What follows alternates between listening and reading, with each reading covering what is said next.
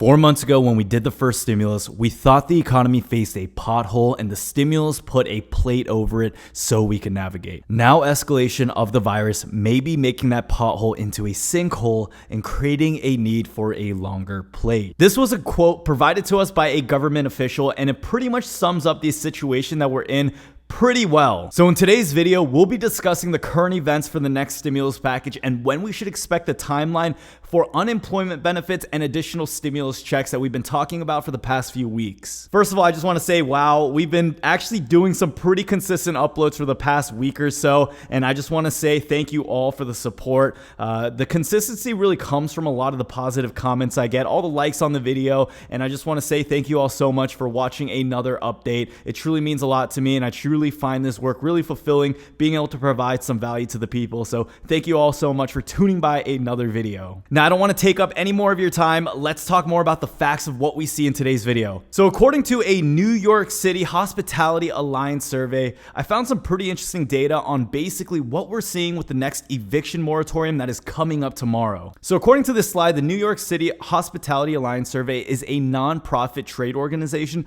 representing the hospitality industry in New York City. They went ahead and surveyed 471 restaurants, bars, nightclubs, and event venues in New York about their rent. This is with regards to the obligations for COVID-19, and the survey data was collected between July 15th to July 28th for 2020. So here's some of their key findings that they were able to find for that week of data. 83% of respondents did not pay their full July rent. Of the 28.6% of landlords that waived rent during COVID-19 pandemic, only a third of them waived more than half the rent. In addition to that, 90% of respondents did not renegotiate their lease due to the COVID-19 pandemic. Since March 1st, we've seen over 2,800 businesses in New York City close down, and according to these statistics that were reported just last week, we may actually see that number increase significantly. The eviction moratorium is not just meant for residentials, and the whole point of this I'm trying to make is that many commercials and many businesses are also going to fall behind, and this is still going to affect us consumers whether you work at that business or not. Rent is often a business's largest expense, especially when we're talking about the brick and mortar side. Whether you're a restaurant or a retail clothing store or just a mom and pop shop, rent is extremely high in many different parts of the country, and if you're working in areas where you really rely on foot traffic, you know that business is going to slow down significantly.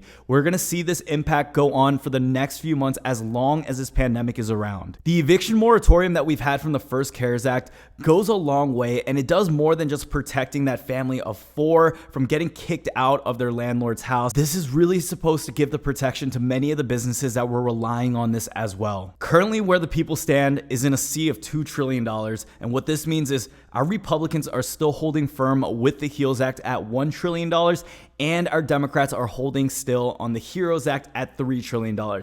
In between that amount, we have $2 trillion, which is around the same amount of what we saw in the previous CARES Act. But right now, it seems like that $2 trillion is the gap between our Democrats and Republicans in coming into a decision. In yesterday's video, we went ahead and discussed more details of what the solutions are. If our political parties cannot come to an agreement, are we completely helpless as citizens of the US? Although in one aspect, this is true because our political leaders are the ones that can officially make the decision. President Trump has went ahead and stepped in and has started flexing his powers of using executive order into creating a faster way of getting things processed and getting things rolling. He went ahead and said this last night: a lot of people are going to be evicted, but I'm going to stop it because I'll do it myself if I have to.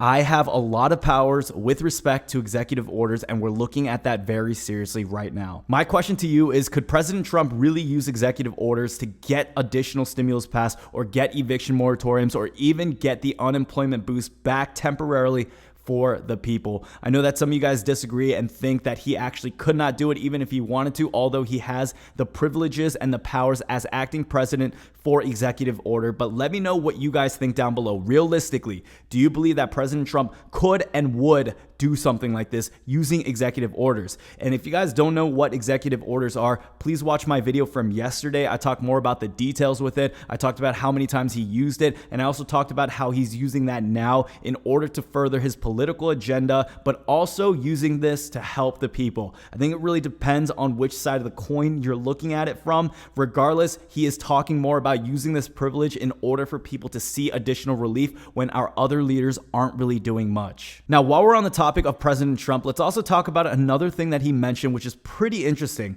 He's bringing back the topic of payroll tax cuts that we haven't actually seen in the past few weeks because a lot of the focus has gone back into stimulus checks, the HEALS Act, and the recent ending of the unemployment benefits and that eviction moratorium that is flooding the news. Executive order seems to be a huge topic for this week, and this is what we're naturally going to see when both political parties don't seem to be making any productive movement regardless of what they say.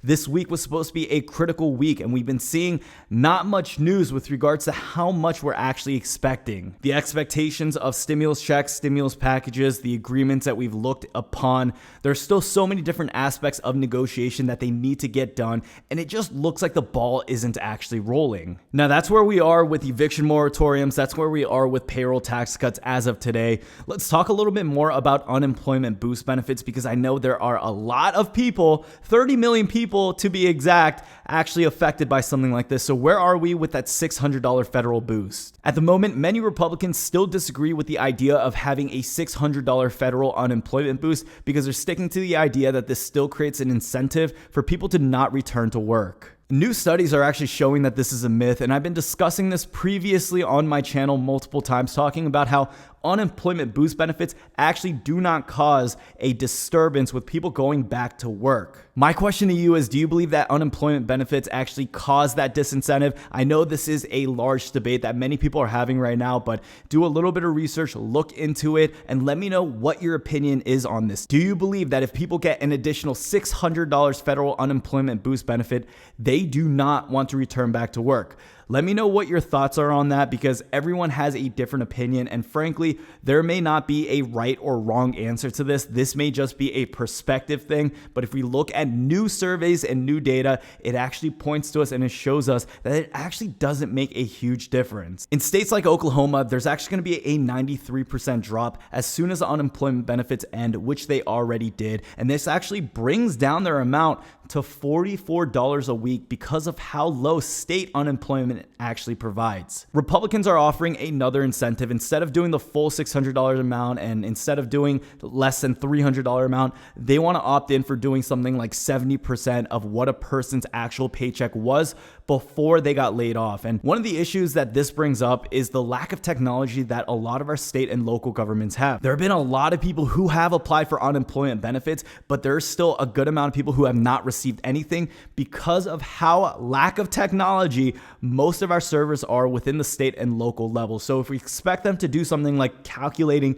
70% of someone's paycheck, that's another step. That's a lot more work, and I don't believe that our government officials and our computers actually have the technology to fulfill that. Now, I know it makes no sense because we're living in 2020. We have like the brand new MacBook Pros. We got Microsoft, Intel. We have some of the top spec computers, lines, and technology that we need in order for something like this to actually get passed. But what we're still seeing is that there is a disconnect from the modern technology world and our government websites. As you guys know, if you go on a government website, usually most of the time it's still super outdated. It still looks like it's from 2003, and it looks like they haven't added any adjustments. How could we introduce something like a 70% system of what a person was making when we can't even get people the regular mandated $600 federal unemployment boost that we've seen in the past? So it's really this lack, it's this disconnect. It's really this idea that we expect the government to be able to do a lot more because it seems like they have enough resources to do that. In reality, they're not doing as much, they cannot do much, and they lack the funding that they need. So August 7th is a few days away from now, and this would be the official day from the next recess that our government leaders have. I'm not exactly sure if they're going to take their next recess because they do understand the situation they're in. They do understand that it's going to look terrible if they do go on their recess. If a miracle happens and the next stimulus check does get passed, we should expect to see it at the end of August. If you guys go back on some of my previous videos, I actually did a video talking about the exact date on when we should expect to see the next stimulus check. So watch that video if you guys don't have any idea on when we should expect things. Not much has changed since the uploading of that video. We've been seeing a lot more talk and a lot more conversation shift over to what has recently ended, and it looks like stimulus checks are still just getting pushed down to the bottom of the list. I know that when things expire, we have to focus on those because at the same time, even though stimulus checks are very important, unemployment boost benefits can be a lot more than one person's stimulus check, and it can last a lot longer than one single payment. So right now, it looks like unemployment boost benefits, eviction moratoriums are still at the top of the list. Payroll tax cut is right under those lists, and it's really trying to compete with those next stimulus checks. I do understand that many people, though, are very, very concerned about when they would expect the next stimulus check. According to the research that I've been doing, I would expect it towards the end of August if we can see some better progressions and news within the next few days before the official recess. I really hope before the next recess occurs, most of the people in Congress will choose to stay in Washington and get something done. Please let me know your thoughts on the situation. How do you guys feel right now about the progressions being made? Are you happy that they're still talking about bringing back unemployment boost, or are you upset that stimulus checks aren't around? What are your thoughts on the current situation? Let me know how you feel down below. I hope you guys all have a good, safe, productive day. Thank you all so much for tuning by another video. Much love, and like always, I hope I see you guys in the next one. Peace out.